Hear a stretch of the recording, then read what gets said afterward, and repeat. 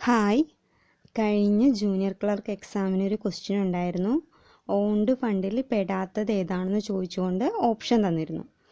മിക്ക ആളുകൾക്കും കിട്ടിയിട്ടുണ്ടാവും.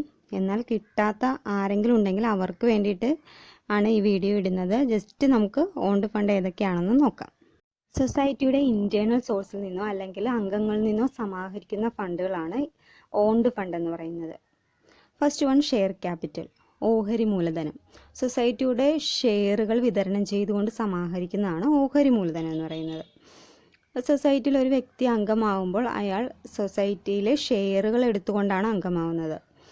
സാധാരണക്കാർക്കും അംഗമാവുന്ന, സാമ്പത്തികമായി പിന്നോക്കം നിൽക്കുന്ന ആളുകൾക്കും അംഗമാവുന്ന രീതിയിൽ സൊസൈറ്റിയുടെ ഷെയറുകളുടെ വില വളരെ കുറവായിരിക്കും.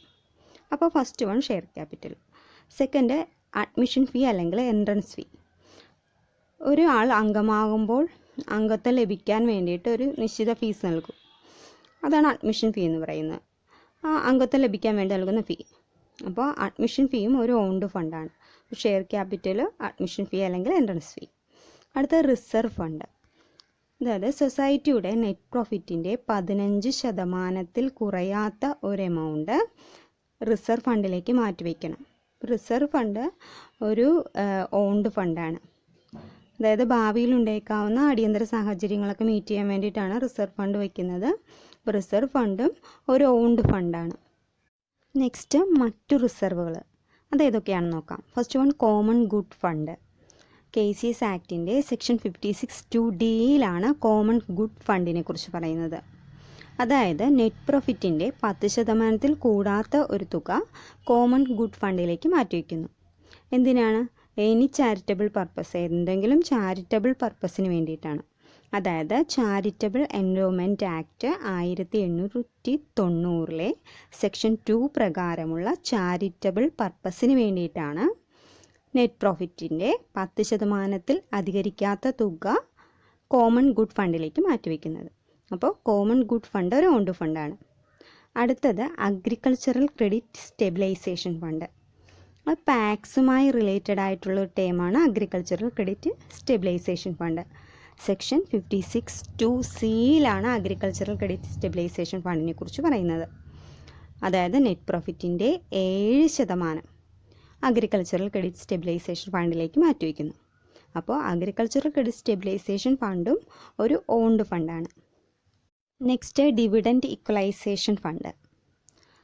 KCS ആക്ട് സെക്ഷൻ 56(2)(a) പ്രകാരം മെമ്പേഴ്സിന് 25% അധികരിക്കാത്ത തുകയാണ് ഡിവിഡൻ്റായിട്ട് നൽകുന്നത്.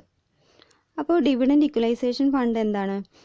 അതായത് ഇപ്പോൾ സൊസൈറ്റിക്ക് ചിലപ്പോൾ ലാഭം കൂടുതലാവാം, കുറവാകാം. പക്ഷേ ലാഭം കുറവാകുന്ന സമയത്തും മെമ്പേഴ്സിന് ഡിവിഡൻഡ് നൽകണം. അപ്പോൾ ഡിവിഡൻഡ് ഇക്വലൈസേഷൻ ഫണ്ടിൽ നിന്ന് എടുത്തിട്ടാണ് നൽകുന്നത്. അപ്പോൾ ലാഭം കൂടുതലുള്ളപ്പോഴത്തേക്കും ഡിവിഡൻഡ് ഇക്വലൈസേഷൻ ഫണ്ടിലേക്ക് കുറച്ച് തുക മാറ്റിവെക്കും. ലാഭം കുറവുള്ള സമയത്ത് അതിൽ നിന്ന് എടുത്തിട്ടായിരിക്കും ഡിവിഡൻഡ് നൽകുന്നത്.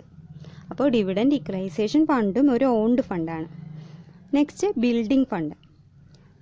സൊസൈറ്റികൾക്കും സ്വന്തമായി കെട്ടിടം ഉണ്ടാവണമെന്നില്ല. അപ്പോൾ കെട്ടിടം നിർമ്മിക്കാൻ വേണ്ടിയിട്ട് നെറ്റ് പ്രോഫിറ്റിൻ്റെ കുറച്ച് ഭാഗം എടുത്തിട്ട് ഇതേപോലെ ബിൽഡിംഗ് ഫണ്ടിലേക്ക് മാറ്റിവെക്കപ്പെടും.